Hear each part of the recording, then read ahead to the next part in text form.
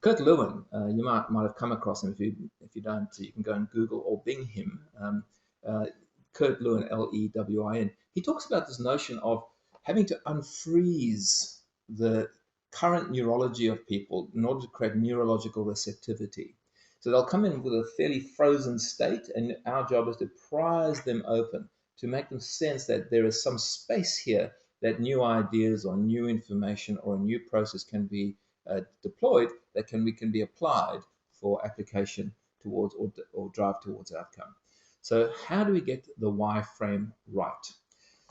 We're going to be talking about three aspects to this, and we'll just unpack each of these. And we are going into levels of subtlety here.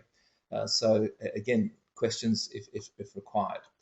The first one we're going to talk about is this notion of exceptionalism. And when I say exceptionalism, human beings, just by the nature of who we are, will tend towards seeing ourselves as exceptions. We are different. We do not necessarily conform to the norm. So we'll unpack what that looks like.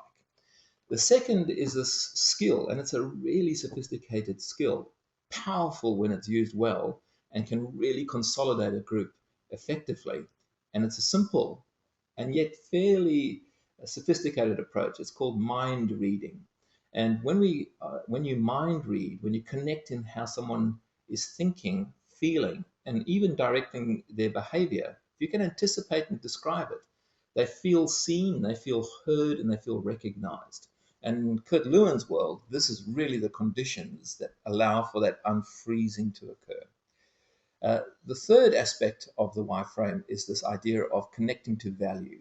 And when I say value, I mean values. In other words, the deep-seated emotional drivers that cause people to connect to meaning in their lives and their worlds, regardless of what the context is.